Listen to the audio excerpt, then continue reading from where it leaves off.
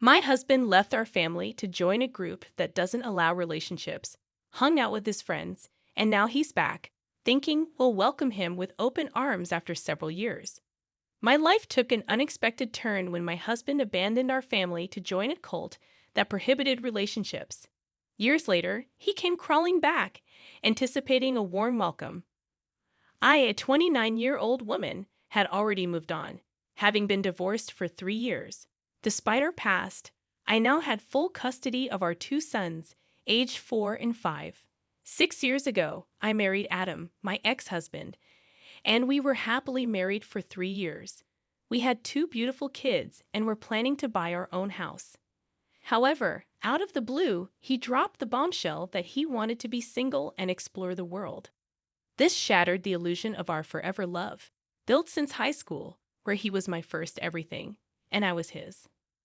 Though I suggested opening up our marriage temporarily to keep him from leaving, he was determined to be free from the perceived burden of family life. Despite claiming he loved me, he also loved himself and yearned to explore life independently. Heartbroken, I pleaded for some form of compromise, but he insisted on a divorce, asserting that it was the right way for both of us to live life to the fullest. Our marriage ended abruptly one day when he packed his bags and left, leaving me and our two children without a second thought. I questioned him about the kids, and he casually suggested I leave them with someone trustworthy and embark on my own adventure of world exploration and self-discovery. It was a ridiculous and unfair end to our once promising marriage. I was utterly shocked because, in my view, bringing children into the world entails the responsibility to raise them well, protect them, and ensure all their needs are met. As a parent, it seemed inconceivable and irresponsible to abandon your child to travel the world. This realization convinced me that he was completely out of touch with reality at the time. Consequently, I didn't contest the divorce or fight it any longer. The settlement was straightforward since he willingly relinquished everything. And with his affluent parents, alimony and child support weren't major issues. He was granted visitation rights, but he rarely exercised them. When he did, I had to drop the kids off at his parents' place and wait in another room so he could see them without being reminded of our past. Even these visits ceased after the initial couple of months. It was only much later, about 2 months post-divorce, that I learned the true reason behind his abrupt change in behavior. A friend of mine, Rachel, who shared mutual connections with Adam, disclosed the information. Rachel's cousin, part of Adam's influenced friend circle, divulged the unsettling truth. I don't blame Rachel for not telling me earlier, as she wasn't particularly close to her cousin and only discovered the reality post-divorce. Besides, knowing the truth earlier wouldn't have altered the course of the divorce. According to Rachel, her cousin and his friends, a group of 6 or 7 men, embraced a promiscuous, wild, and adventurous lifestyle. They staunchly believed in avoiding committed relationships and had made a pact to remain single. Adam had been introduced to this friend circle by a co-worker who thought he would fit in, despite being married with 2 kids. Rachel's cousin proudly claimed that they had successfully persuaded a married man to abandon his wife and children, convincing him to shed what they perceived as dead weight. In his pursuit of a supposedly better life, he divorced his wife and relinquished custody of his kids to fully embrace the ideology of his newfound group. He proudly boasted about the elevated status of their circle and how they successfully converted someone to their beliefs. This revelation intrigued Rachel, prompting her to inquire about the man who would abandon his family based on his friend's advice, especially a married man with 2 kids. When Rachel's cousin pointed to Adam in a group photo, she immediately connected the dots and reached out to me as soon as she left the family gathering. Eager to share the truth, she asked if I was willing to meet, and I agreed. As she recounted the events, I was beyond furious upon learning the real reason behind my husband's decision to leave. He had chosen to fit into a senseless group and be perceived as brave and adventurous, leaving his wife and children behind for such trivial reasons. In that moment, I felt that I would have preferred if he had simply cheated on me. At least that would have been a more respectable reason to end the marriage and abandon his children. This, however, was utterly unacceptable. Despite the urge to call and unleash my anger on him, I refrained, convinced that he was simply irrational. There was no point in hoping that words or actions would change his mind, and I accepted that reality. Instead, I resolved to make the best of my circumstances, focusing on raising my sons to be better men than their father and dedicating myself to work to ensure they never felt abandoned. I decided to hire a nanny and put in extra effort at the office to prevent work from encroaching on my home life. Once I returned home, every moment was dedicated to my kids. While my parents offered significant help, my in-laws kept their assistance to a minimum, perhaps out of shame for their son's actions. They covered the child support payments, funding Adam's lavish trips to exotic destinations and high-end hotels. I focused on raising my kids to the best of my abilities, resulting in two sweet, obedient, and adorable children who love each other and me. We formed a tight-knit family unit, and I intentionally pushed thoughts of my dissolved marriage out of my mind. Professionally, I dedicated myself and earned double what I used to, thriving for the past 2 years without any significant worries. However, my sense of security was shattered last week when Adam unexpectedly reappeared after nearly 3 years of complete absence. It was a Sunday, and my kids and I were at home. Despite having the means to buy a house, I chose to stay in our current apartment for its convenience. Unfortunately, that decision proved to be a mistake, as Adam knew exactly where to find us. He showed up at our door unannounced, holding a large bouquet of red roses and smiling with tears in his eyes.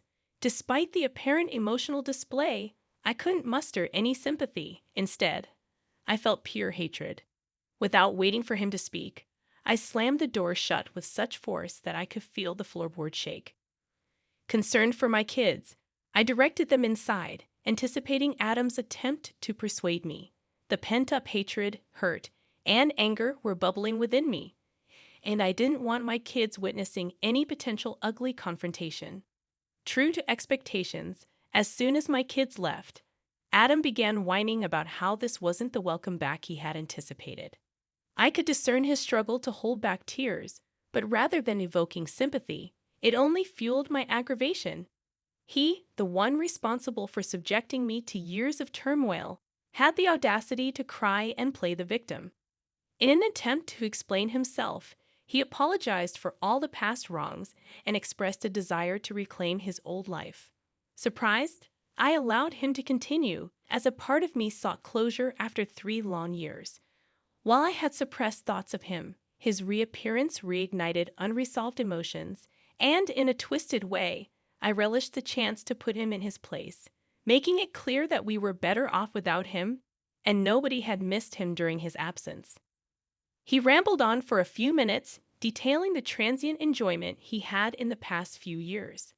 Eventually, he admitted feeling empty without someone to come home to, aside from the vacant hotel rooms. He confessed that he had been grappling with this feeling for the past couple of months and had reluctantly decided to return and apologize, hoping to make amends. The initial thrill of his nomadic lifestyle had waned, and he felt trapped, unable to face the prospect of returning. Now he yearned for his old life. As he spoke, the urge to open the door and confront him physically intensified.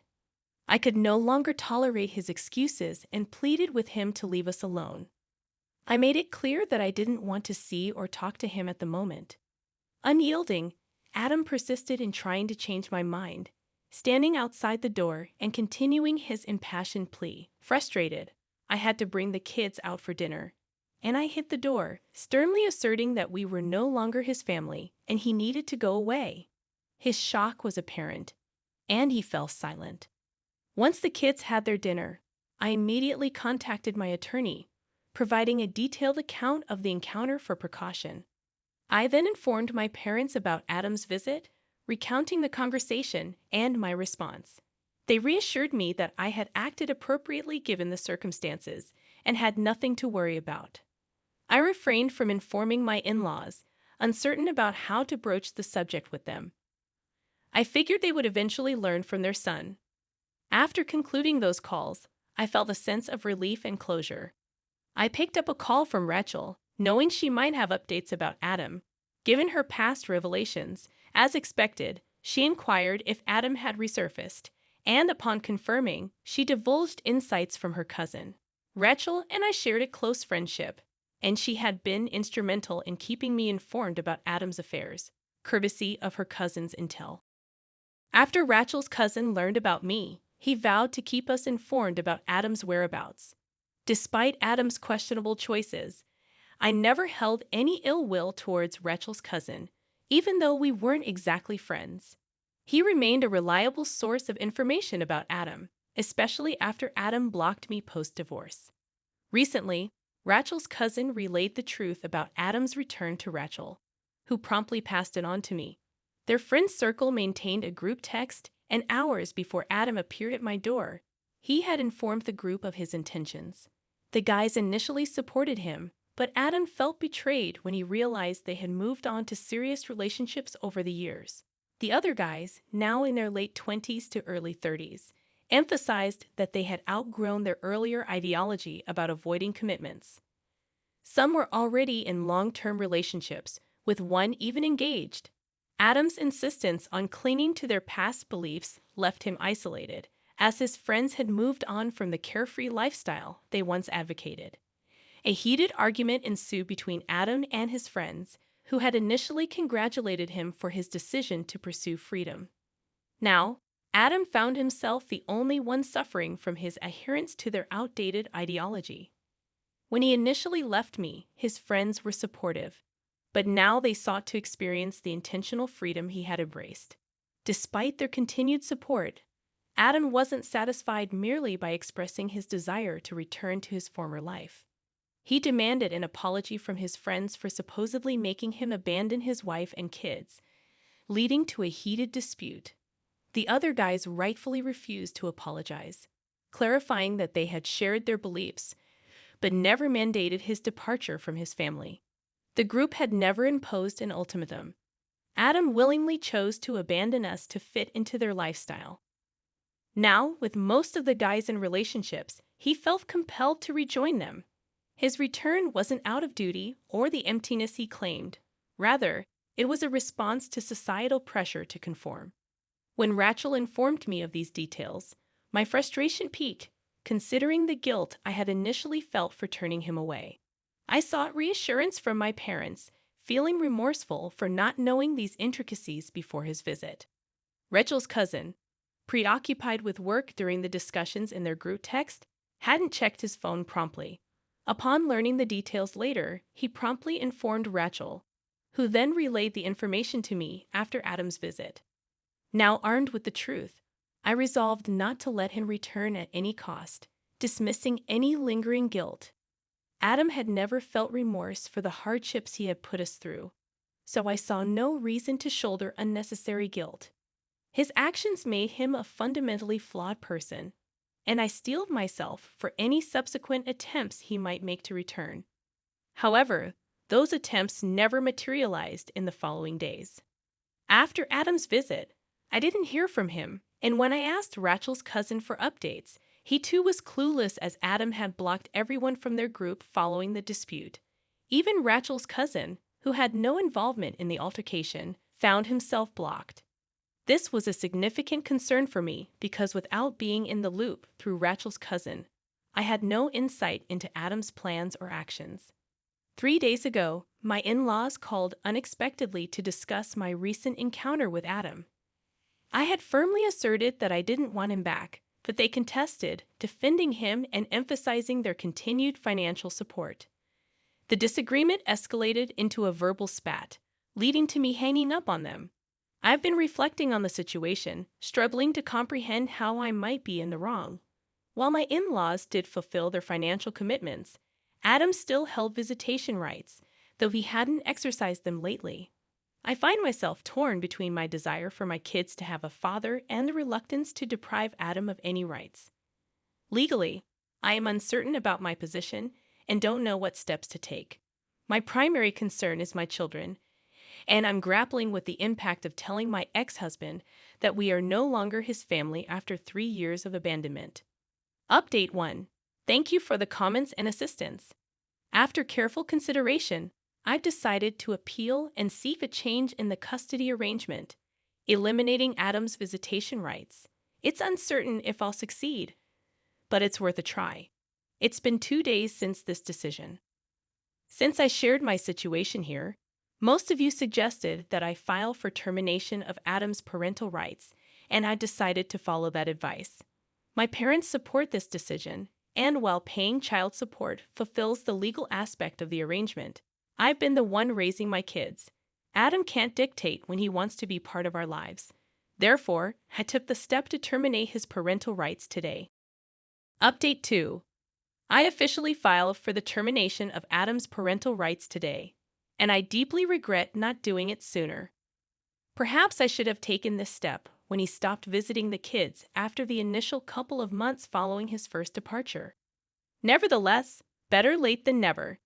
Initially, some people had reservations about my decision, but I retract my earlier statement about not depriving my kids of a father. They never had a consistently present dad, and I can't risk Adam potentially abandoning us again.